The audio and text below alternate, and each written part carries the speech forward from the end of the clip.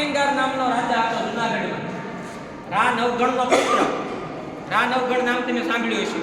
એનો પુત્ર રાખેંગાર, એની પત્ની રાણકદેવી, એ બંનેના લગ્ન છે. એ અહીંયા ત્યાં એનો લગ્ન મંડપ છે. આ ચાર દેખાય છે ને અહીંયા આપણે અત્યારે લગ્નના કેમ મંડપ હોય છે એ રીતના એના લગ્ન થયા હતા.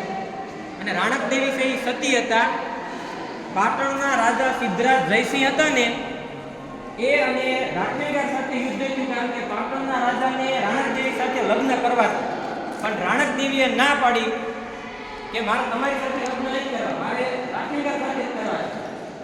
પછી બંનેનું યુદ્ધ થયું ને એમાં રાખેંગારને દગાથી રાખેંગારને મારીને આ ઉપરકોટના કિલ્લામાં પ્રવેશ કરતા રાખેંગારના ભાણેજ હતા ને ભાણિયા, એને દગો કર્યો.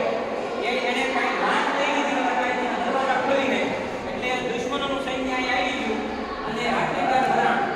રાખેંગાર જ્યારે મરાણો ત્યારે રાણકદેવીએ એમ કીધું, આ ગિરનાર પર્વત ઉપર ને એને એમ કીધું કે હું એક પવિત્ર સ્ત્રી છું, બરાબર?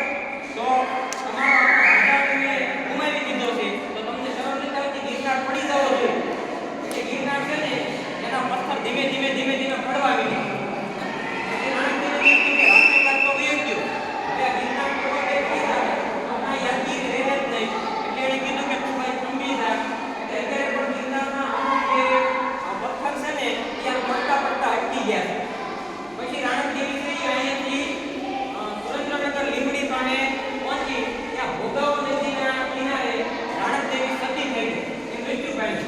એના બે પુત્ર, એ બે પુત્રને કે સિદ્ધરાજ જયસિંહ અહીંયા મારી ગયા. એ જે પથ્થર